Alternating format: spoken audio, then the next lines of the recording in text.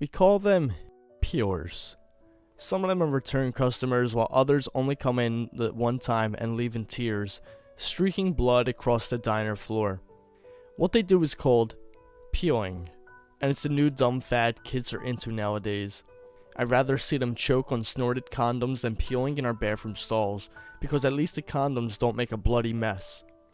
From what I hear, peeling isn't really a self-harm kind of thing like cutting is.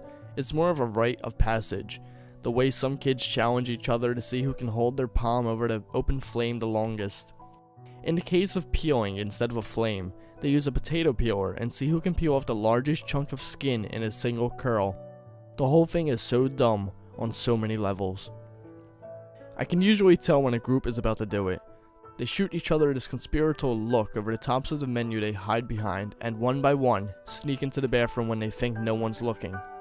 It's usually guys, but some girls do it too. I try to stop them when I can, but I'm no babysitter, and I've got paying customers to serve, so I can't always get involved in their dumb dick measuring contest. I was concerned when they first started peeling a few weeks ago, but I quickly realized most kids can't handle the pain. They usually only manage to cut a small slither, about the size you'd scrape off by accidentally slashing yourself with your thumb. But I've seen a guy run out of the bathroom with blood-soaked napkins from his wrist to halfway up his forearm. I guess some people handle the pain better than others. The manager joked about putting up a "no skin, no service" sign in the window, but that'd be about as good a deterrent as candy wrappers on a dick. I thought I'd become desensitized to the whole thing, more annoyed than concerned, but last night, the sick practice was taken to a whole nother level. If I seem nonchalant now, it's not because I'm desensitized, it's because I'm probably still in shock. It had been a busy night at the diner, and as a result, I'd not been as vigilant as I could have been. I was running from table to table, dealing with drunks and kids from the high school across the street coming in for the post-end-of-the-year dance snack. It felt like half the student body came through our door at night. And by closing time, I was so exhausted and eager to get home, I forgot to lock the door when I flipped the open sign over to the closed side. I was in the back sweeping the floor when I heard the chime of the bell above the door. By the time I got to the front of the diner, there was no one there. I figured whoever had opened the door saw the place was empty and the lights were dimmed, and so they walked back out in search of a fast food place. It never occurred to me to check the bathrooms. I locked the front door and went back to sweeping, telling the chef it was nothing. I'd earned the least amount of tips that night, short by a mere $1.50, so it was my job to clean the washrooms while the other waitresses left out the back door. The manager was in his office looking over inventory or something and waiting for me to finish up so he could lock up. No greater motivator to go fast than to know your boss is waiting on you. I cleaned the girls' washroom in no time, and then hauled a large box of cleaning supplies into the boys' much dirtier washroom. The first thing I noticed was the potato peeler sitting in the urinal farthest from the door. Someone's mom was going to be very upset they lost it, I thought. On the other hand, it had probably been peed on all night, and probably used as a target practice, so it was best to never be used for food again. I scooped it up with a wad of paper towels and tossed it into the bin. That's when I noticed a brown leather belt peeking out from under the stall. Great, I thought. Look, if you're going to have sex in the diner bathroom, at least have the decency to grab your clothes on the way out.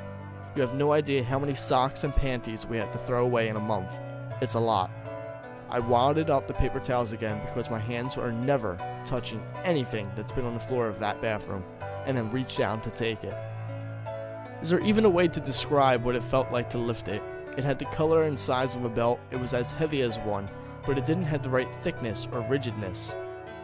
It was like grabbing an unspooled fruit by the foot, only it was warm and wet and made a slippery noise as I pulled it from the ground, like the sound of stepping off a fresh turd on a blistering summer day. I dropped it, and it went limp on the ground, splattering a light dusting of blood on the tiles and over my feet. It was automatic. I dropped something, so my instinct was to pick it up and not drop it again. I bent over and grabbed the feeble belt, and as I did, I saw it stretched all the way into the stall, and coiled around in a messy spiral much, much larger than any belt.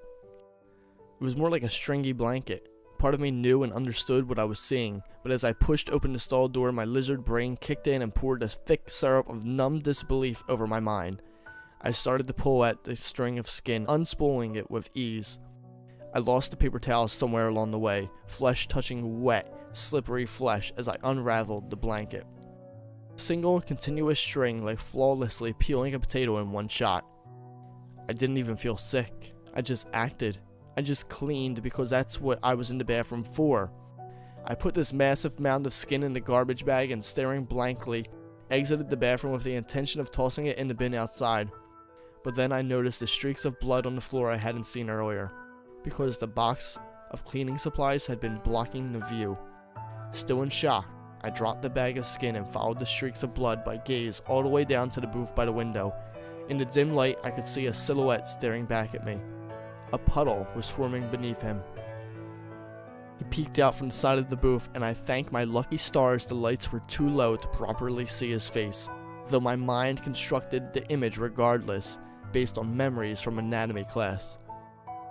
His movements were lethargic, and he sluggishly raised a hand and snapped his fingers, or he tried to. The sound wasn't a snap, but a slushing of liquidy sinew against liquidy sinew. He spoke weakly. "Menu, please." I backed away, slowly inching my way to the manager's office. I heard the splatters of children's wet feet running by the pool coming from the seating area as I breached the threshold to his office. I mumbled something about calling the cops, but I don't think my words made sense. The blood on my uniform spoke on my behalf, and the boss quickly shut and locked the door behind me. We waited in the office for 10 long minutes, him trying to get more information, me barely able to string a single coherent sentence together. When the cops finally showed, the skinless man was gone, leaving a trail of blood all the way back to the door.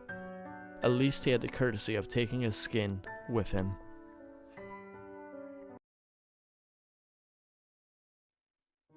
It's not a situation anyone wants to be in, but if the time comes, you'll need to be prepared. The most important thing is not to panic. Now, this is what dooms most people. There's not a lot of oxygen in a 7x3 by 2 foot coffin, around 5 hours worth. Though, if you were unconscious when buried first, you have no idea how much air is left. If you panic, you're a goner. The best strategy is to be calm and look for weak spots. If the offender did their job right, it wouldn't matter if there were, as the amount of soil on top should crush you to your death if you were lucky enough to find one. The best place to look is at the end, where your feet are. Shuffle down to the bottom, pull your legs back as far as you can and drive them into it, while bracing your hands to the lid. If you are fortunate to be buried with shoes on, this will be easier. If not, push through the pain, it's your only chance. If the wood relents, don't get too excited. You could still be too deep to do anything. And with such a structural failure, the weight of the soil could crush you anyway. But at least you tried, right? Keep your arms in position. If you are to wobble the lid from side to side, you are in luck. At this point, shuffle to one side, being very careful to not let the roof cave in. When you have done this, breathe in deeply a few times and hold your breath. Don't worry about using up the last of the oxygen. This is your only chance. Push with all your might with the arm nearest to the side. If done right, this will cause a majority of the soil to fall to the space next to you. Again, don't panic. Don't try and breathe, as you'll take a lungful of mud and will drown.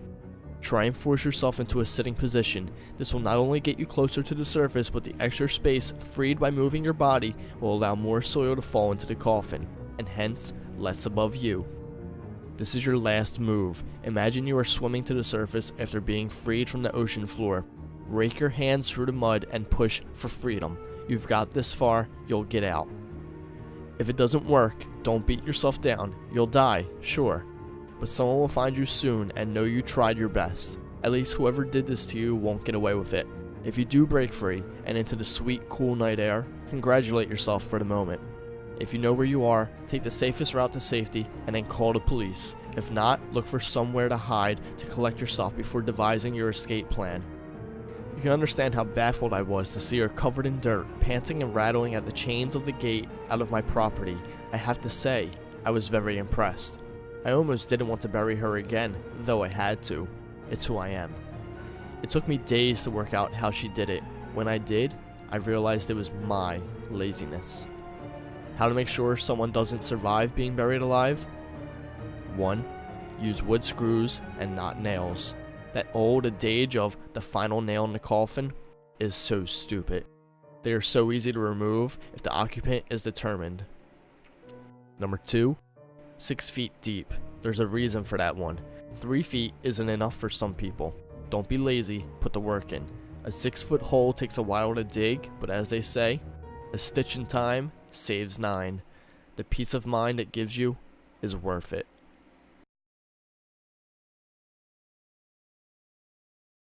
I've never liked waking up. Not that I don't enjoy the thrills and perils of life, I just live a much more exciting existence in my dreams. It's kind of sick, but I'm someone who gets bored and likes the darker intricacies of life. It wasn't until middle school discussing dreams with my peers that I realized my dreams are different from everyone else's. Kids would talk about dreaming of their favorite TV shows or about a magical land where candy grew from the ground and rained from the heavens. If only I could be so lucky. For my whole life, the entire 22 years, my dreams start with me waking up in a stranger's bed. I have their memories, I know their deepest secrets, and their strongest desires. It's never the same experience. Sure, sometimes there are similarities, but I've never woken up as the same person more than once. It's always a new face with new lines and marks and shapes. In every dream, for as long as I can remember, I live someone's last day for them. The death is usually an accident or sickness of some kind. The murders never fail to throw off my day. I've died experiencing mass shootings, acts of terrorism, and gruesome, painful torture. The ones that stick with me the most, though, are the suicides. Feeling the things that these people feel, I couldn't describe. The utter disgust with life or with themselves. The feeling of hopelessness and gut-wrenching dread of having to carry on living in this selfish fight or die reality. I couldn't tell you about the afterlife. Though. Only the fear or the calm or the relief of death. My parents thought I was overly imaginative and took me to several facilities and friendly doctors, but nothing ever helped, and I later lied and told them that the dreams stopped. Even my twin brother thought I was lying for attention our whole lives, so I let him believe the dreams had stopped too. That was always hard to have my own family not believe me, but I've never went into depth about it because there was always a nagging feeling that I wasn't supposed to talk about it or intervene after the event. There was one time I looked up the name of the mother, who died not telling her kids the major family secret of who their father was, and every effort to contact them wound up with a message not sent error, or a dial tone. Last night's dream was a first. I woke up in a familiar room for once. I thought I had slept through the night without having to mentally cleanse myself in the morning meditation. The walls were that familiar Easter yellow color, the windows shone a familiar light across the ceiling from the streetlight below.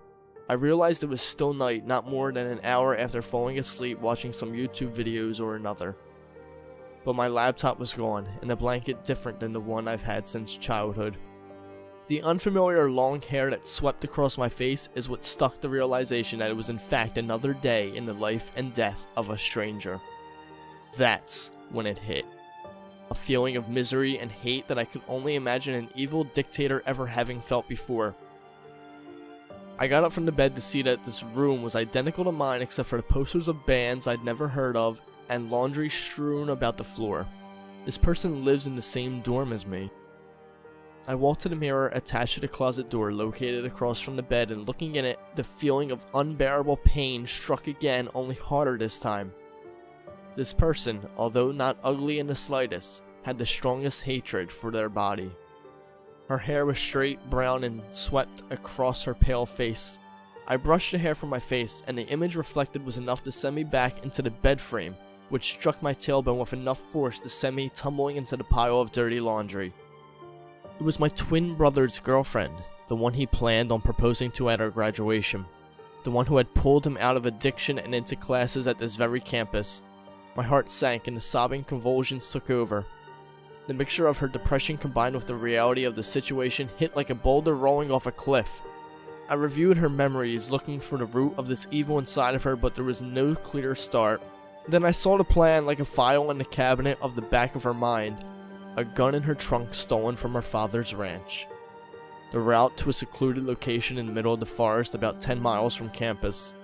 This couldn't happen. There must be some kind of mistake. I've never been someone that I know. It was always someone I've never seen in a place I've never been. Though many times I've tried, I could never change fate, no matter what I would do as that person. Their thoughts and emotions and physical situations would always lead me to death's door. Not this time.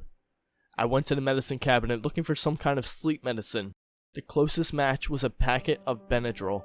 I took the remaining 4 pills before the thought of running to the car and taking Dad's rifle from under the mat where the spare tire is located. I forced myself into the closet, tipping the dresser across the tiny room just before shutting the door, barricading myself inside.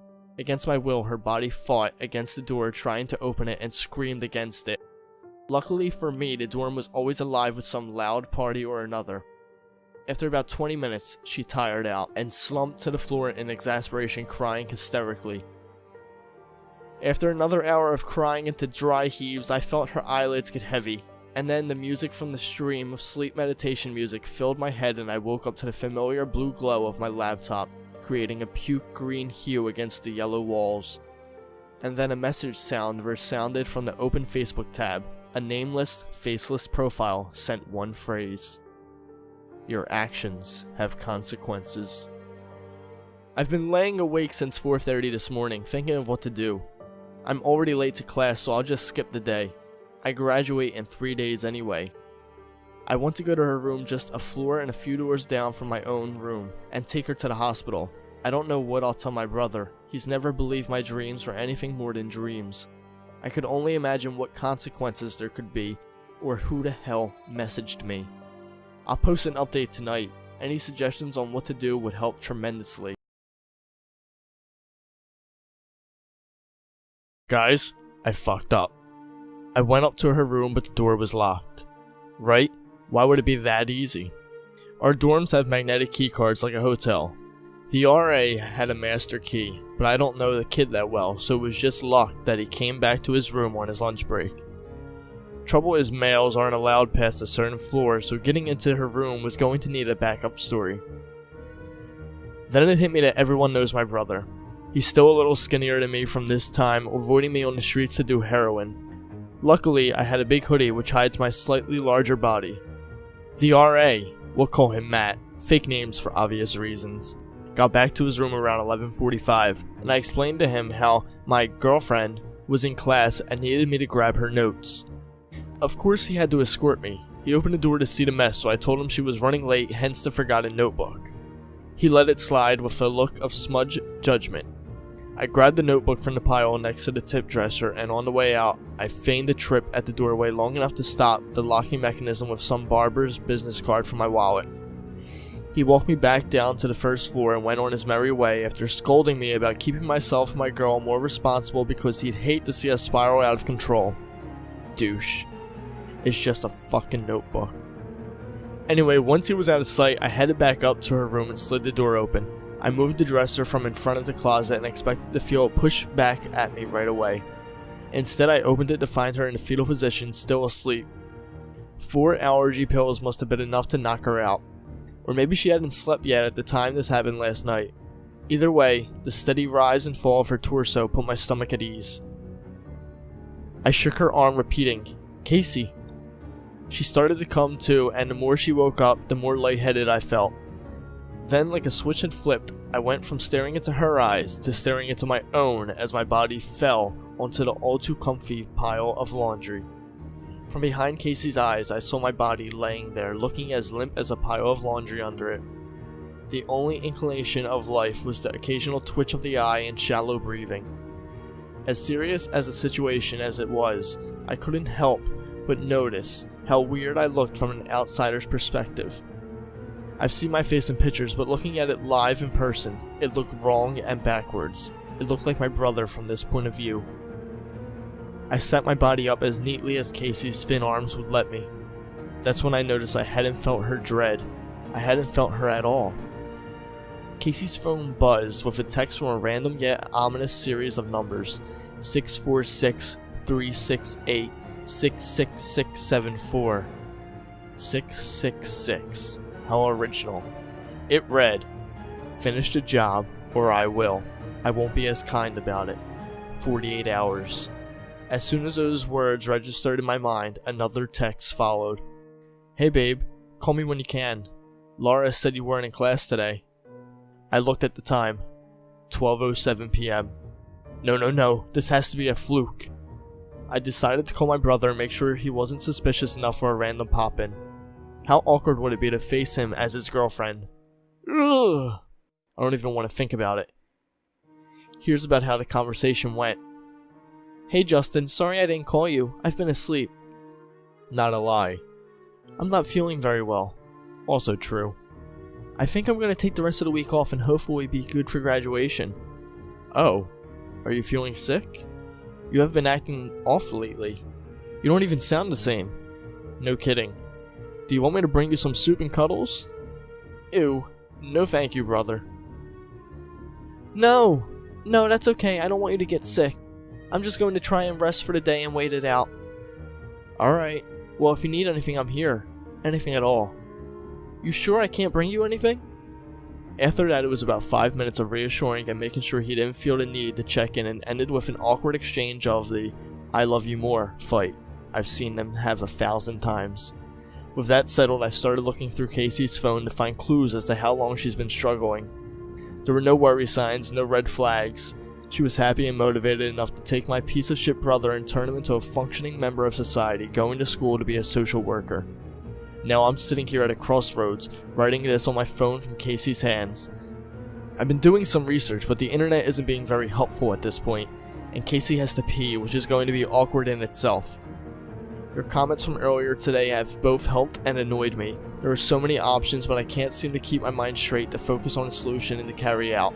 This happens when thinking from not only someone else's perspective, but their physical brain. The wiring is all different and thoughts don't flow with the same ease.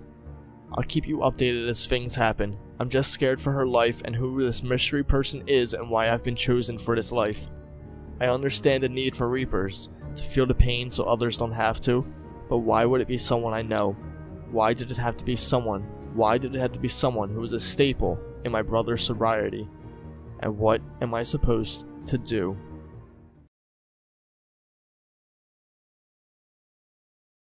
Memento Mori. I figured it out when I saw my old flip phone and a photo on Facebook from back in middle school. I was looking back on mine and Justin's lives when it occurred to me to see if that number would translate to anything in text. It was hard at first because nothing I put in made sense, but after a while I got Moment Miri, with autocorrect being the bitch she is. I can't complain too much though because the Google search led me back to Memento Mori. Remember, everyone must die. It had been a couple hours of research and the stress was hitting Casey's brain much faster and harder than I was used to. Then a flutter of panic ran across my chest and my heart started thumping like I had just run a 5K. Out of nowhere, I wanted to cry and scream and run, but there was nowhere to run or any immediate reason for me to. Yup, there it goes. The floodgates have opened and the citizens of Tit Valley won't have time to put up their little sandbags, so there goes another cute bra to mascara stains. She's back. The tears from her eyes didn't match the sigh of relief coming from my own consciousness, so it made for an awkward grunting bark sound that reverberated off the walls of her tiny dorm room and managed to confuse her long enough to stop the tears from flowing. I tried to speak using her mouth, but the words wouldn't come out. Her head turned against my will, which was the signal that told me she was back in control. She turned her head to see my slumped body, and I felt a little bit of pee leak out when she bounced back and screamed, "Justin? What the fuck?" She looked down at my hands, noticing that Justin's distinguished mole wasn't there. "Wait, Nick?" she said as she shook my shoulder. "Nick, get up. What the hell are you doing here?" A spark of light like I've never seen flashed and sent my entire being into a state of shock and confusion. Huh? I felt my face crunch into a confused grimace as I opened my eyes to see Casey hunched over me. Her hair in the same sloppy ponytail I'd put it in to keep it from distracting my research. "You're awake." I announced, bouncing to my knees and hugging her so hard she probably couldn't move or breathe for that matter. I'm awake. We're both awake at the same time. She promptly wiggled loose and pushed me off of her. Nick, what the hell are you going on about? Why are you in my room? She looked around to see the light of mid-afternoon peeking through the bamboo blinds on her window. And what time is it? You have my phone, so I don't know the exact time, but you've been asleep for a while. She looked down at her hands to see my phone in one of them. Wait, why? Long story. I cut her off. We need to talk about how you've been feeling. She looked down and furrowed her brows with tears still running down her reddening cheeks. It only took me a second to realize that it wasn't a look of shame, but one of recollection and confusion. I don't understand. What do you mean? I feel confused and a little scared, but that's because I just woke up to my brother's boyfriend passed out in my completely destroyed room. I'm probably late to class and we graduate in 3 days. 2 days. I corrected her, earning myself a slight sneer. But that's not important. You're going to want to sit down for this. Pacing in front of her, I explained it all to her. Every detail. How I knew that she was depressed, that I found out what she was going to do, and that I had been in and out of her body for the past day. I told her that I don't know what is going on with me, or why I've been cursed to live the deaths of others, or how only the world... I told her I don't know what is going on with me, or why I've been cursed to live the deaths of others, and how the only word that came to mind to explain it was Reaper. Throughout this whole conversation, she was silent. She didn't look skeptical or uneasy, she was just listening. She didn't speak up until I was done. Huh, that makes a lot of sense. What? How does someone hear all this crazy shit and just think, oh, alright, whatever? She must either be really open-minded or absolutely fucking bonkers. Nick, I haven't been honest with you or your brother. I am not who you think I am. This body isn't mine. Your suspicions are true in a way. I'm like you. However, I've always liked the term Angel of Death. Phew, it feels good to drop that facade. I was speechless with my mouth agape. How did I turn out to be the one to get the shock of a lifetime? Wait, what? You're Casey, right? And if you're Casey, then whose body is this? Casey is the name given to this body at the time of its birth. I've been living as Casey since she was 16. My original body has long past decayed into dust. Unlike you, my entire existence is experiencing the death of others. You're a new soul, a baby if you will. When Casey decided to take her own life in sophomore year of high school, I decided that I was going to take it instead. I do it every so often just to taste what life has to offer before continuing on with years of death after death after death. I tried to maintain my composure and to understand all this new information. Alright, if all of this is true, why did I end up as Casey, and who are you really? Nice to meet you, my name is Agnes, she said, extending her arm for a handshake. I hesitantly obliged. I've got a bit of a reputation for breaking the rules, so the big man downstairs sent me a nice little present in the form of Depression Curse to try and rein me in. You must have picked up on the energy and come to replace me in Casey's body. They wanted you to kill this body off so I'd be forced to move on, but I escaped and came back. You're welcome, by the way. You would have been trapped in this bitch until its death, and your original body would have died along with it.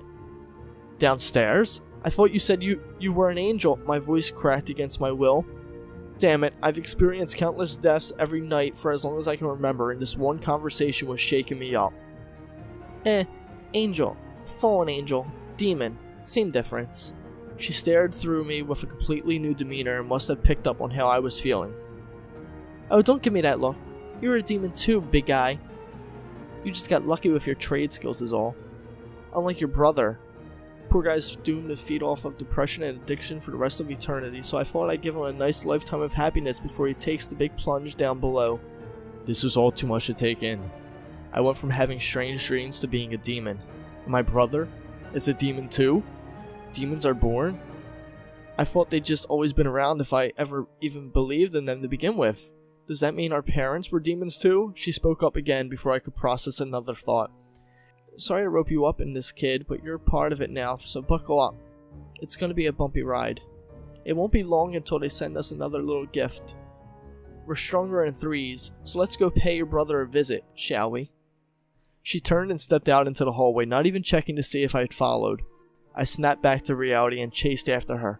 Matt, the friendly RA, saw us exit the female stairwell together, and looked like he was coming to lecture us, but Casey pushed him out of the way, knocking him on his ass with a quick "fuck off" as she sped down the next stairwell towards the lobby of our building. I think I like Casey, or Agnes, rather, although she does kinda scare the shit out of me. It's hard to write everything in a way that's easy to follow, but for time's sake, I'll have to keep posting in chunks of the past. In a future post, I'll try and catch you up so it's live as it's happening to me. I started this looking for advice, but now I just want to have a record of everything that's happening in case I die, and move on from this body so my story won't be lost. As of now, it is a couple days later, and spoiler alert, I'm still alive. Also missing graduation, which is cool. Not like I haven't been busting my ass off for the past 4 years not to walk at graduation. Anyway, I'll post more later. Thank you for the support and suggestions, but this whole event has taken a turn I didn't see coming, and right now we're bouncing around and mooching off of a coffee shop Wi-Fi, so please, be patient with me.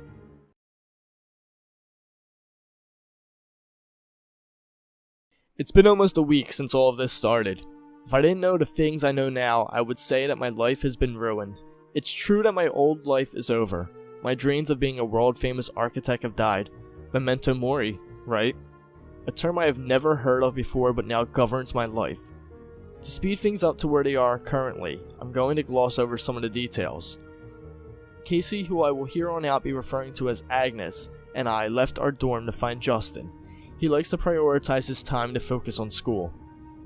Agnes finding my brother on the streets, befriending him and encouraging him to go to school turned his life around. She was there while he was going through withdrawals, which is a hard sight to see if you're not a 500-year-old demon. I've got to say, for creature of hell, she has an odd saint vibe about her. She's compassionate, generous, and at times downright motherly. That's a comforting feeling after our parents perished in a drunk driving incident during my freshman year of college. Dad was always a drinker, and Mom was always too timid to speak up against him, so it wasn't a surprise when the news came. But that didn't take away from the pain. For the first time since childhood, I felt close to my identical counterpart again, thanks to her. After checking his usual spot at the library turned up empty, I called Justin to meet us at my car in the east parking lot. He was confused to see me and Casey together and why she was up and around if she was so sick. The following conversation that took place in the car was one of the hardest I'd ever have to have. The word crazy was thrown out, which I'm all too familiar with, but when I provided him with an awkward details of his and Casey's relationship that only she would know, he came around. Turns out trading bodies is a great way of getting to know someone. Usually memories of the people I ease through the process of death fade with time and new experiences. I found that Casey's life, maybe because of the closeness to our family, has stuck with me. Agnes says the longer time you spend in someone's body, the longer you retain their memories and even some of their personality traits. That night we found a cheap hotel room a few towns over. Agnes, being the wizened old soul that she is, has picked up on ways to make money fast. These methods aren't conventional or moral, but she says she can provide for us for as long as we need. Unfortunately, Justin and I are now fugitives of hell. Badass, right? Wrong. There are many more demons among us than they would care for a public to know. They're in the police force, the government, the military. They are everywhere. This means that not only is there a fleet of demons after the three of us, we are now on the most wanted list in this dimension. Civilians think we're just con artists committing mass fraud. It's not wrong in Agnes's case. She spent more time on Earth living out human lives as she is actually fulfilling her demonic duties. Now we're accomplices who have no choice but to run, and the only way out of it is to face the Great Council, which according to Agnes is bad news bears. Those who avoid their duties for personal gain are punished for the amount of time robbed, which wouldn't be so bad if time didn't pass incredibly slow in hell. One day in hell can last months or even years. You lose yourself there. Everything you know and love dissipates, and before you know it, you're reduced to an energy of pain, humiliation, and fear. Agnes has been teaching me how to control the lives of those that I take in my sleep, although she warns me not to act too differently than the bodies of those I snatch. It would lead to suspicion and ultimately our whereabouts. She's been teaching us magic too. We've been using words and protection spells which are rock solid with the three of us. Turns out the magical school of witchcraft and wizardry exists in a not too distant dimension. My nights consist of new hotels where I visit a new soul where I can get some escape before their demise. My favorite so far was an older woman, who who passed in her sleep, but the peaceful hours with the 4 cats and tea allowed me some time of peace alone. Since we are forced to ditch all technology, I can only write when I take someone's body. I'm currently writing from the hands of a teenage boy who dies skinny dipping in the ocean. Not looking forward to that. Drowning sucks. I don't expect this peacetime to last. It's only a matter of time before we're caught. We had a close call last night when we were out at the local grocery store, a few states over. Everything was running as normally as this new life would allow before Agnes signaled us back with the whistle we ripped from the Hunger Games. She sensed one of the patrons in the store wasn't entirely human. Thankfully, our wards were enough to keep hidden long enough to make a run. Since we were already fugitives, I didn't bother dropping a pack of ramen and bag of Takis I had picked out. Not the healthiest, but who would be concerned with a diet at a time like this? We're back in the hotel though. I assume things are fine, seeing as to how I haven't been ripped from the body of this kid and forced into an epic demonic battle yet. I'll update soon. Hopefully things don't get too much more exciting for my sake.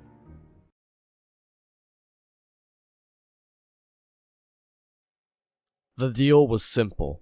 We get to ask him a couple of questions and he got to ask us a couple of questions. A bit odd if you ask me.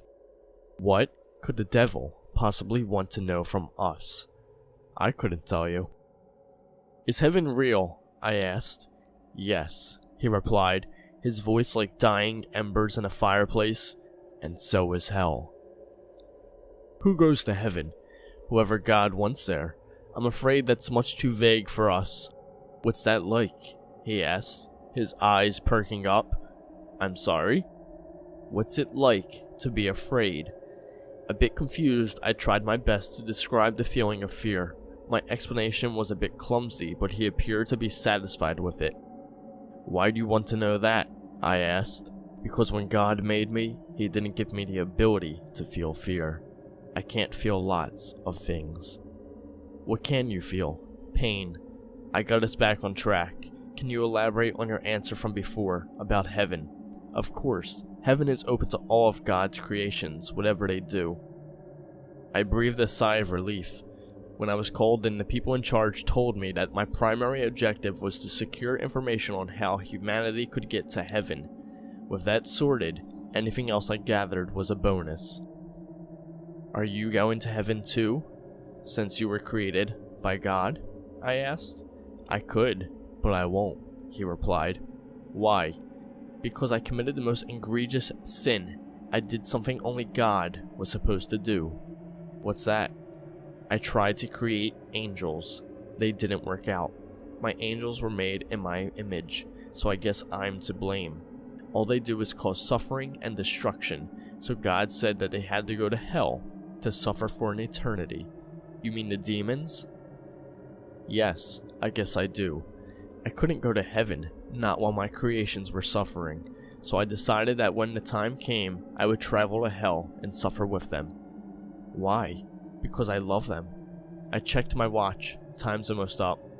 Yes, it is, he replied. I have to go back and get debriefed, I said, preparing to leave the facility. They'll be ecstatic when they get the good news. And what might that be? That no matter what we do, we're going to heaven. But you're not, or anyone else for that matter. But, I said, my voice wavering, you said, yes. I know what I said, my child. But you're not one of God's creations, he said with a tone I would mistake for sadness if I didn't know better. You're one of mine.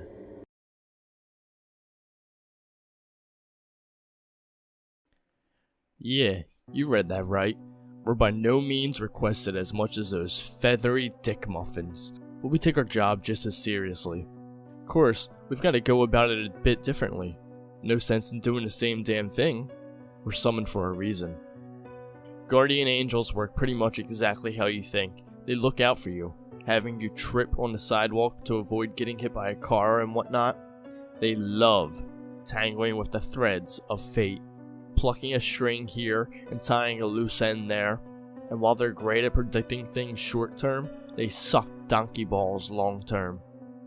So for every time someone's told you, you must have a guardian angel looking out for you, after narrowly dodging that falling AC unit, That same snobby urinal cake won't do jack shit about that crushing heartbreak.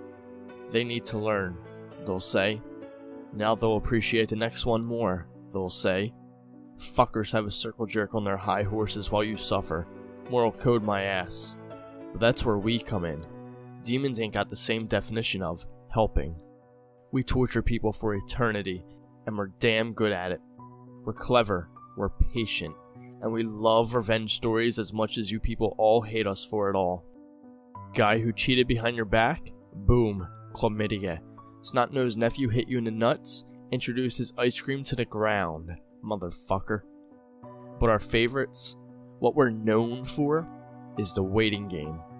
That teacher who always graded you most harshly? Guess who's the only casualty of the most recent school shooting? The bully who stole your lunch money every week? Now he smokes 2 packs a day and can barely make ends meet. The pastor who fondled you and said God wouldn't want you to tell? I feed him lava every Tuesday downstairs. What goes around comes around, and we're the ones coming around. So the next time you get into your tiny mortal skull that demons are the bad guys, remember we're the ones dishing out the karma. We're the ones putting the smile on your face when your ex's new boy toy runs out on her after knocking her up. We're the ones getting your boss fired for using company funds on hookers and blow. A look at who got promoted. Such surprise. Much wow. You're fucking welcome.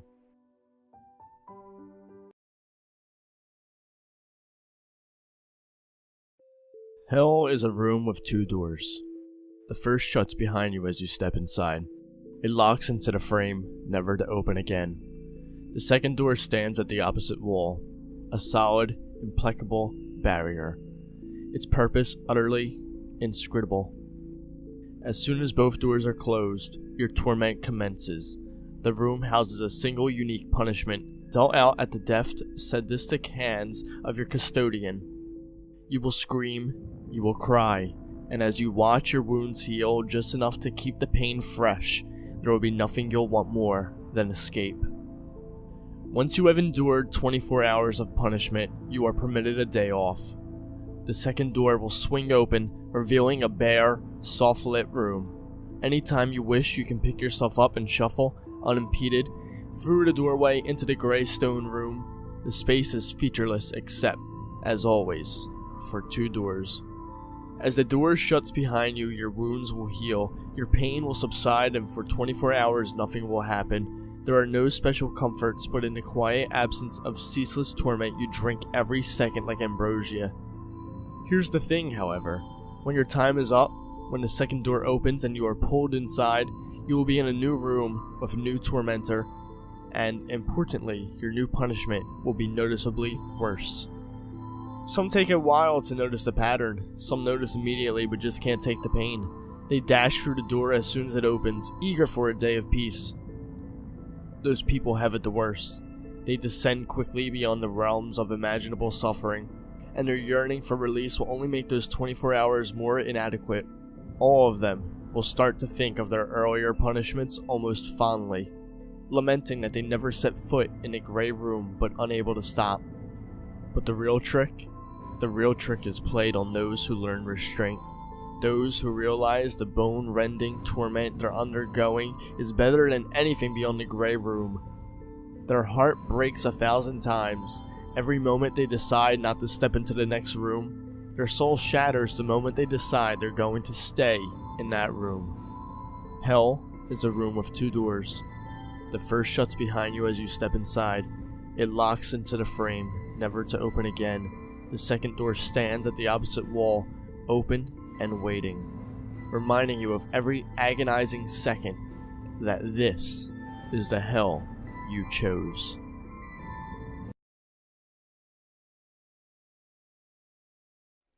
I used to live in a small building downtown. One of the reasons I moved out was the bad neighbor, including this guy in the apartment right above mine. He was a weird looking fellow who mostly kept to himself. Around midnight, though, there was frequently a strange noise that got on my nerves. It wasn't loud, to be fair, but I have really light sleep, so it was hard for me to get shut-eyes with those little bumping sounds going on and on. It reminded me of high heels walking about, but not as loud. as if the person causing the noise was actually trying to be silent. After a few days, I realized the pattern was always the same, like a recording played over and over with random intervals in between. And that went on for the best part of a year. Always the same sequence of bumps, slowly tattooed into my mind, sometimes for hours straight during the night.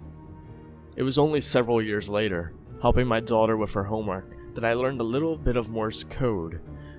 She knocked on the table with her knuckles, and a shiver immediately went through my spine as I recognized that exact pattern. When I asked her what it meant, she laughed. "It's the easiest one, Daddy," she said. "It's the one to call for help."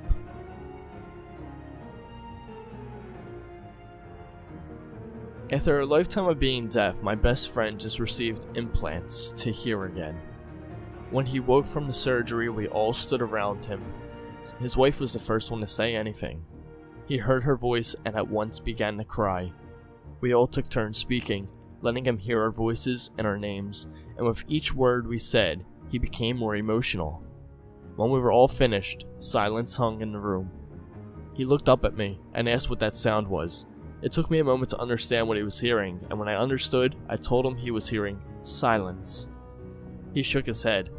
"This isn't silence," he said slowly, hearing his own voice for the first time. "I've been hearing silence all my life, and this is different."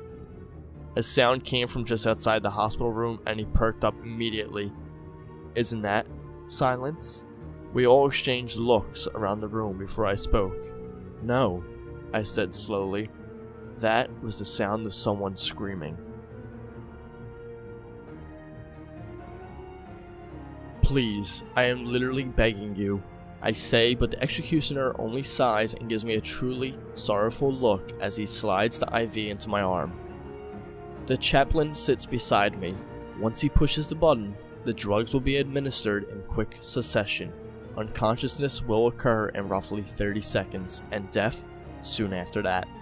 He explains, "Even though I have heard it so many times before already, any final words?" "Just again, I beg you not to do this," I say.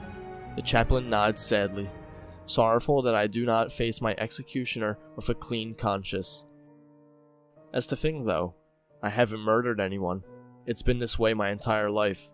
I don't know why, but whenever I would accidentally hurt myself, others near me would receive the wound. I once got a paper cut in class that caused the 3 people around me to bleed from their fingers. In high school, I was in a car accident, and even though my side of the car was hit, my girlfriend developed a broken leg. I'm always very careful. I take care of myself, trying to stay in the very best of health. But when I was mugged by that trio and he shot me in the face, their faces exploded, not mine. And when the cops came, they found me kneeling beside their bodies, trying to figure out what to do and stupidly holding their gun. Around 30 seconds after the execution started, I see both the executioner and chaplain fall to the floor with a hard thump. "I begged you," I repeat sadly.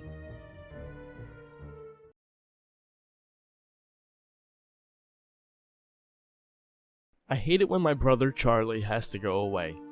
My parents constantly try to explain to me how sick he is. That I am lucky for having a brain where all the chemicals flow properly to their destinations like undammed rivers. When I complain about how bored I am without a little brother to play with, they try to make me feel bad by pointing out that his boredom likely far surpasses mine, considering his confinement to a dark room in an institution. I always beg for them to give him one last chance. Of course, they did at first. Charlie has been back home several times, each shorter in duration than the last. Every time without fail, it all starts again. The neighborhood cats with gouged out eyes showing up in his toy chest, my dad's razors found dropped on the baby slide in the park across the street, mom's vitamins replaced by bits of dishwasher tablets. My parents are hesitant now, using last chances sparingly. They say his disorder makes him charming, makes it easy for him to fake normalcy, and to trick the doctors who care for him into thinking he is ready for rehabilitation. That I will just have to put up with my boredom if it means staying safe from him. I hate it when Charlie has to go away. It makes me have to pretend to be good until he is back.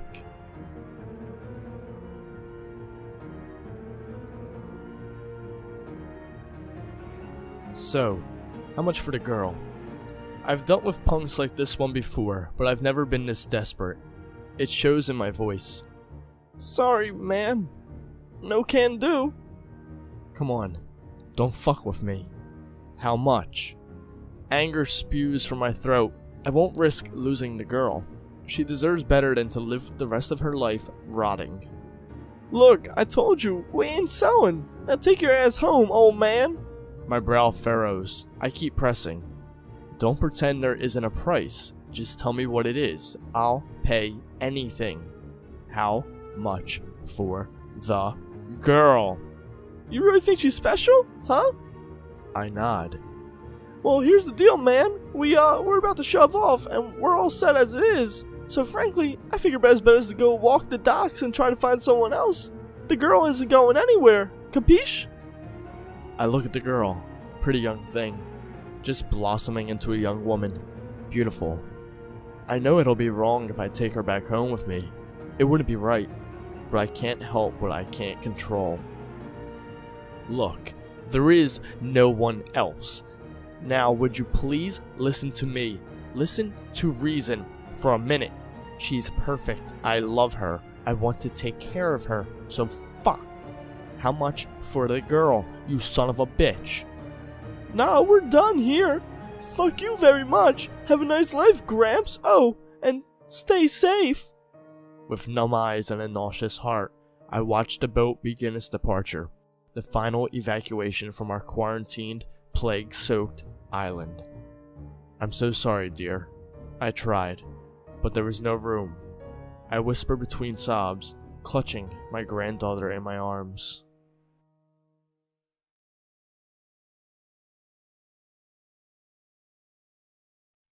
I didn't have any games to play on my Xbox, so about a week ago they told me to talk to this kid that sold video games at our school. He showed me a blank disc. When I asked him where he got it from, he said that all of his games were pirated and that he found this on a website and that it didn't have a name, but it was supposed to be really cool. When I put it in my console, it just started the game straight away. A text box showed up. It said, "Welcome. You can do anything in this game that is physically possible, but don't make bad decisions." Nothing else, no controls, no instructions, no quest, nothing. It just left a blank screen. I pulled the disc out of my Xbox and the next day I went back to school so I could give that kid his shitty game back. When I told him that I wanted my money back, he told me that I had to fiddle with the controller a bit and a map should appear, and right before I left I heard him whisper to himself, "Stupid kid." I ignored him. As soon as I got back home, I pulled out the disc from my bag and put it back in my console. The screen was still black, so I started to push random buttons and then the map showed up. You could put your character anywhere in the world. I chose Hawaii as my first location. I noticed a countdown timer. It started off with 12 hours and it kept going down. But only when I was playing.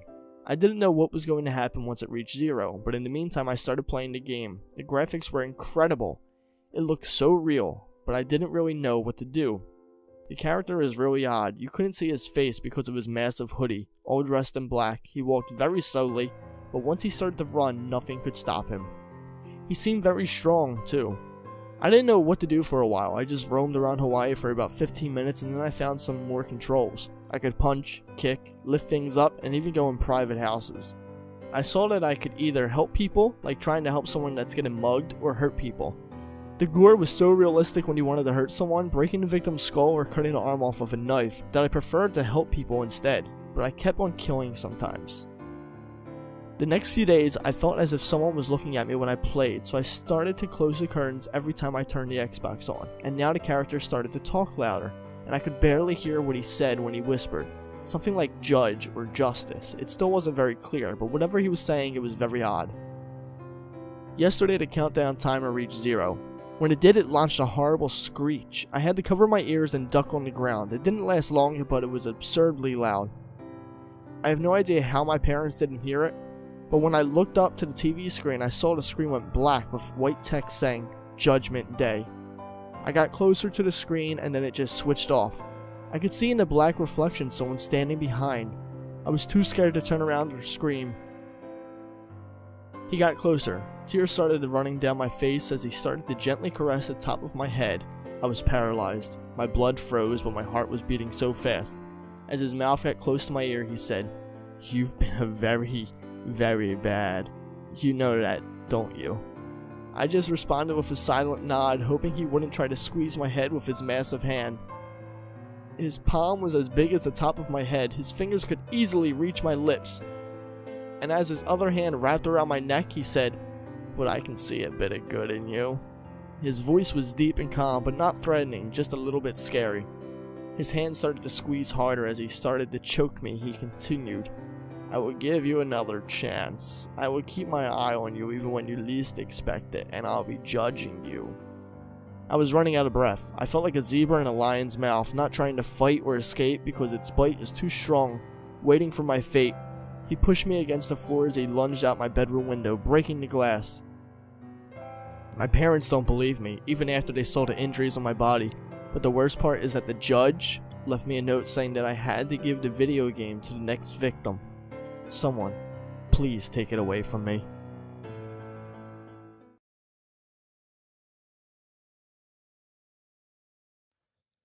The Facebook post was short and sweet.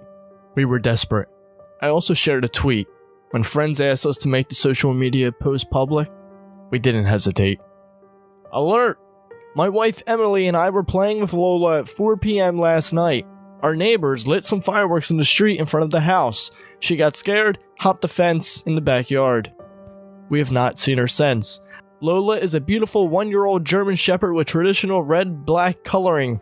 She is our baby and a big girl, about 60 to 70 pounds, but very well trained and approachable. If anyone has seen her, we are offering a $500 reward to folks with information that leads to her return. I know, the reward was a bit much. Even the post itself sounded overly dramatic to my brother. But hey, dogs become a part of your family. We rescued our girl from a horrible barn stall in deplorable conditions. She was malnourished and riddled with worms. Nursing her back to health was a challenge, but she was a champion through the whole thing. The running joke that Lola was the daughter I never had was not so much a joke anymore. The first day and night was nauseating. Several good Samaritans reached out and offered to help in the search through town. We stayed together until 2 a.m. but had no luck. It was awful trying to sleep. I looked at the bed every hour and expected to find a dog warming up my feet. The following morning was a little more fruitful. My brother-in-law is a technology guru, and he offered to share pictures of our pup on several new apps. Around late afternoon, he got a hit and forwarded me the information. Lost and found LAF. I found your dog in the city square. Here's a picture of him. Me. Oh my god, really? That is amazing. It is actually a she. This looks like the picture we sent out. Can you take a picture of her now? Lost and found LAF. My camera does not work. I have your dog. I dressed her up in a blue dress to keep her warm. Maybe she will like my pink one better. That response, along with the username, was strange enough to make me suspicious. I hesitated to reply, and LAF took the opportunity to talk a little more. Lost and found LAF. The amount is not enough. I want $1,000. Again, I know, but we were desperate. Me. Why is she wearing a dress? We will see what we can do. Is there any way you can prove you have her? Lost and found LAF. Yes, I will bring her to your address. 114 Middle Drive, midnight, by the mailbox. I'll be the leopard. You'll see. Who the fuck asked me in the middle of the night? Why is he a leopard? I just wanted my pup. Me, can you do it any earlier? Lost and found LAF. No, I have work. Okay, was all I said. The hours crept on endlessly. Emily cried in the bedroom throughout most of the night. It broke my heart. This mystery weirdo was our last good shot. We had already wasted time on him. I felt like an idiot. At 11:55, we got a text from Lost and Found and went to wait outside. Be there in 5. Okay, I replied. I want a pair of your wife's panties, too. Before I could tell the guy to fuck off, we saw the white blur of headlights drift down a remote street. A white paneled van stopped silently in front of the mailbox. As the door opened slowly, I told Emily to hide in the shed. The man who stepped out was disheveled. Garbage fell from the door of his car and he stumbled forward in a mess. His face was covered by a black mask. Before I could offer up another word, he coughed out a choked sentence marred by what sounded like years of Marlboro Lights. "Do you have the money?" he asked. "Do you have my dog?" Why the fuck are you wearing a mask? Why are you texting me weird things? I was shouting. He was not going to come to my house and intimidate me. If this was a prank, it was a sick one, and somebody needed to put this idiot in his place. Matt, my wife shouted from the distance. Stay inside, I screamed. The next few seconds were so swift my mind never had time to catch up. The man hit me with a cheap shot. He brought a bat or something with him. As soon as I fell to the floor, I saw stars and smelled the stinking stale alcohol in his breath as he rifled through my pockets. Come on, where's the fucking money, you bitch, he whispered. You think I won't kill you and your fucking whore wife over $1,000? Nobody lives out here. Nobody saw my face. Maybe I'll just step inside when I'm done, you know, to see if there's anything else in there for me to play with. I spit in his face. The man hit me again harder. At a certain point, the pain was immeasurable and beyond comprehension. But I could still hear things. I could hear my wife screaming and crying. I could hear the sound of my bones breaking in parts of my face and ribs that I never knew existed. Then I heard barks. The owner of that voice was angry. It snarled and growled as it launched itself forward. Something large sprinted to my side and skidded to a stop beside me. I know it was real because the man started to scream. The rips of flesh and breaking of bones were no longer my own. Warm, comforting arms lifted up my arms under my shoulders. Guard, Lola, my wife said, but it all felt like a dream.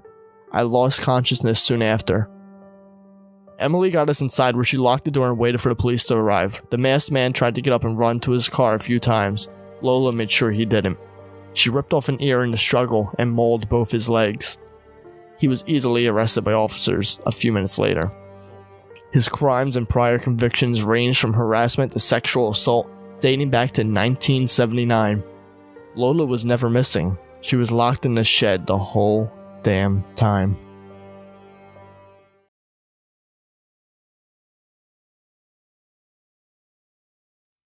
I don't know how long I have left to write this. It's night, and it's nearly been a week now. The later it gets, the more paranoid I become.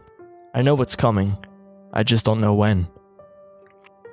Okay, before I start this off, I'll give you some background. 1 week ago, last Sunday, I invited my friends over to my place.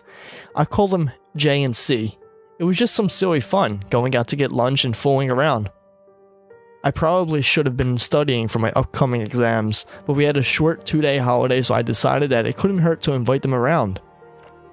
After we'd gone out to get some lunch, we saw a really funny video of some people playing the Charlie Charlie challenge. It looked like a lot of fun, and we knew that these games were bullshit anyway, so we decided to give it a try. The Charlie Charlie game gave no results, so we tried a few more.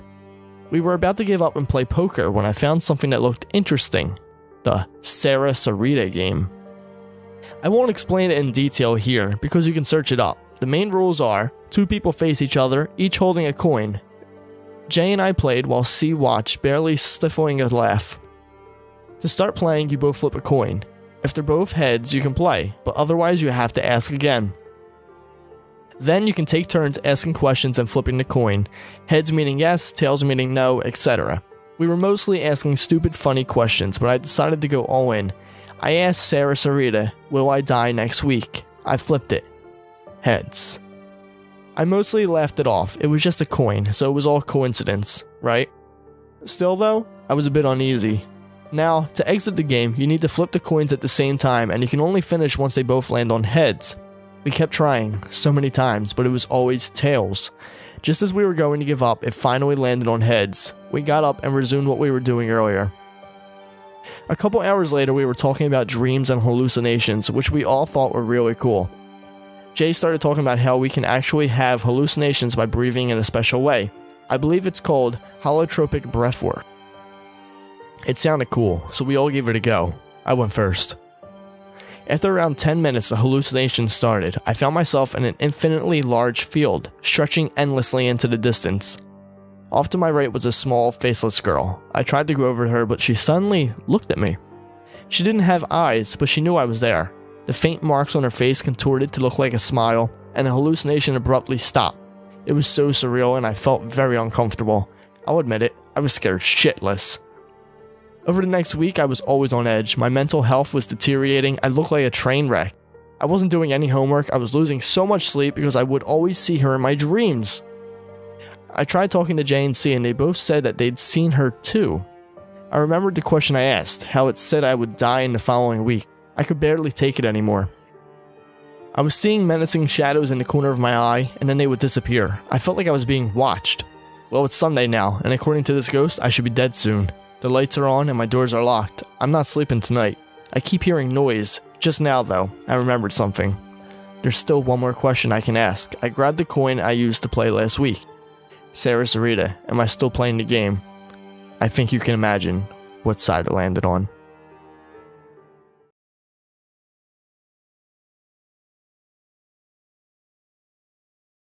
From ages 14 to about 16, I was going through a really tough time with mental illness and had just started therapy and trying to find medications that worked for me. I was constantly stressed out and paranoid, especially at night. I would have sleep paralysis about 5 times a week, and every night I dreaded going to bed. As you may know, it's very common for people to see things during sleep paralysis. For me, there are 4 or 5 reoccurring people, if you could even call them that would appear. The one that was the most frightening to me, though, was a man with stumps for legs that would walk across my floor on his hands. He would always start out in my closet before making his way towards me. He was slow and maintained eye contact with me the entire time. As he got closer, a loud, almost deafening sound, similar to static on a television, would fill my head and my body would begin to cramp and ache all over. It was excruciating. The pain would become overwhelming as he approached my bed. But I couldn't shout or call out for help or sit up to try to massage it out. All I could do was lay there until it was over. I'm not quite sure what would happen, but every time he started to reach and put his hands on my mattress to pull himself up, I would wake up. I don't remember ever closing my eyes or trying to snap out of it. It was the most bizarre thing. 1 second he was right beside me, rotted hands reaching so close to my face that I swear I could smell them. The next, I was sitting bolt upright in bed, gasping for breath and crying for my mom, my entire body sore and ears ringing. I had decided not to tell her the specifics of what I saw. I'm not quite sure why, I just didn't want to talk about him in my house. I felt like he would know, and that it would give him power or something like that. But as I said, I was struggling with my mental health at the time. My therapist told me sleep paralysis wasn't uncommon in people with anxiety disorders, and the man and the other figures I saw were manifestations of my negative thoughts and paranoia. I got my medication under control and began to work things out. I was slowly getting better. Eventually the sleep paralysis stopped, though I still get frequent nightmares. I wish I could say the man was left behind with my sick, struggling teenage self. That, however, is not the case. I am 20 years old now. I hadn't seen the man in about 4 years. I'd almost forgotten about him until a few weeks ago. I've had a bad dream the night before and was in my mom's room, watching TV as she slept. My mom has always talked in her sleep, often saying funny things that I tease her about the next day. So when I heard her mumbling beside me, I decided to try to get her to have a conversation, thinking it would be something silly we could laugh about in the morning.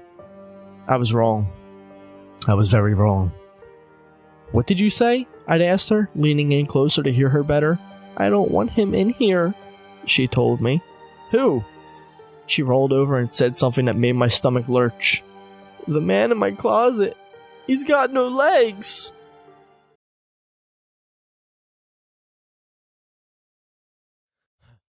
I remember the day when my life fell apart like a bad dream. The terror remains as vivid as day, but any shred of detail or explanation is outside my grasp. I can easily recall the smell of burning and the smoke stinging my eyes, but how the fire started is a mystery to me. I guess it makes sense though. Having been about 7 or 8 years old at the time, I didn't have any idea what was happening. My lungs burned and I couldn't find my parents anywhere. When I heard the sirens, I just ran as fast as I could. The forest was my only refuge, and I remember the feeling of dried leaves crunching under my bare feet as I ran from the place I once called home. On the first night, I slept on a bed of pine needles and woke up cold and alone. I wasn't alone for long, though. The forest was unforgiving, and when summer turned to fall, it became hard to fend for myself. The blackberries disappeared and frost dusted the ground in the mornings. I probably would have died if it hadn't been for Baba. Baba scared me at first. He was tall and wore a dark coat. He had a mask too, or at least I think it was a mask. It looked like a deer skull, with tall antlers much larger than those of most deer. When I couldn't find anything to eat, Baba would bring me some candy. If I was scared, he would hug me. It would have been more comforting if his hugs weren't always so cold. One morning it started to snow. I woke up with frost in my hair and an empty belly. Baba visited me that day, but he couldn't do anything to protect me from the cold. He took me by the hand and led me through the forest. That was the day I met Mama. She was beautiful. Mama seemed to float above the ground like an angel. Her long skirt flowed around her and protected me from the snow, though she didn't talk a lot. I loved Mama very much. Eventually spring came and I didn't need Mama or Baba anymore. I hugged them both goodbye before leaving. I was older now and could easily navigate the forest, so finding my way out wasn't difficult. When I got back home, nothing was there, not even ruins. Confused, I began walking around. A neighbor saw me and soon enough the situation was sorted out. The police told me that my parents had died in the fire and I spent the rest of my childhood in foster care. At times I wish I'd never left the forest. Over time the memories began to fade. The details of the fire dissipated like the smoke, and I realized that Mama and Baba couldn't have been real. It all settled into the back of my mind like a strange but insignificant dream. When I got my first computer, however, I became curious again. In a private window, I didn't want my foster parents to know about this. I typed in a couple of words. With a click, several news stories popped up. I read the first one and a shiver ran down my spine. Remains of suicide victim found in local forest. I couldn't find anything about Baba.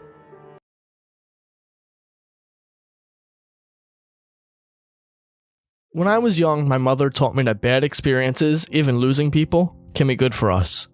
With the end of a job, a relationship, or even a life, space is made for a new beginning, like the first sprouts after a wildfire. In the aftermath, you see only destruction all around you, but if you look closer, you'll sometimes find little blossoms in the ruins. I tried to keep this wisdom in my mind when I lost my wife. Vicky and I had been together 6 years, married for 3. Our life was simple. We ran a small business and spent our free time hiking the woods behind our home. She loved spaghetti and painting and back rubs. I loved making her laugh. Then she got sick. We saw every doctor, tried every option. I even started praying again, but nothing could save her. I couldn't save her, and I damn near killed myself trying to. Toward the end, we'd take little walks on our lawn. She liked the birds that nested there in the tree, and then she was gone. Losing Vicky destroyed me. I lay in bed awake each night, haunted by the silence in our home. I wasn't afraid to fall asleep. I was afraid to wake up and not feel her there beside me. In accordance with Vicky's wishes, I committed her remains to a little pot in the forest. She was big on environmentalism and taught me about green burial. The idea is to have as little impact on the planet as you can when you pass. Coffins have plastics and paint and varnish all over them. That crap gets into the soil and the groundwater. Cremation puts a ton of carbon in the air, but by itself, a dead body is basically plant food. So one night I set out on what would be our final hike together. I had to carry her in a wheelbarrow, but it still felt a bit like old times. Her presence filled those woods, and I pretended she was walking alongside me. I imagined us holding hands, listening to the mournful cries of the owls. I didn't bring a flashlight. I knew the way already, and the moonbeams falling here and there lit my path. They looked like a mane of heavenly swords plunging into the dark, smiting the evil that conquered the forest each night. Vicky would have loved to see them. As we neared the grave, her voice echoed to me on the gust of wind. I tried to ignore it. The gathering fog closed in, forming a barrier of privacy around the little clearing. There was a hole here, and a shovel beside it. Felix, I heard again. My name sounded muffled, as if whispered by a person hiding somewhere in the undergrowth. I looked this time, but only saw a wall of fog, and the gnarled fingers of trees that jutted through it. My heart quickened, and my hands with it. I reached into the wheelbarrow and hoisted Vicky's body out. It dropped to the ground with a dull thud. The voice grew louder, closer. I tugged the sack off Vicky's head. I wanted to see her face one last time. A single ray of moonlight fell upon her features, bathing her in cold silver. She glowed like an angel. I'll always love you, I'll always love you, I said, kissing her forehead. The coldness of her skin bit into my lips. Please, she whispered. She tugged against the rope that bound her arms, but she was too weak for the medication. Somewhere behind us, a score of crows erupted in angry chatter. I buried my knife in her chest and then buried her body in soil. The earth that swallowed her was cool and wet. Before long, her remains would become the trees and plants that hid us. In that moment, I thought of my mother and the lessons she taught me. I imagined Vicky's body as a seed, and I saw myself as a gardener. In time, the forest would reap what I had sown, and new love would bloom in my life. I'm tired of people telling me that real disease is of the body. When my wife was diagnosed with depression, I witnessed the havoc that sickness could wreak on the mind. It ate away at her, made me unrecognizable to her, made me a stranger in our home. I lost her, and I lost myself. Don't let anybody tell you any different. Mental illness is as real as cancer, and it can send a person to an early grave.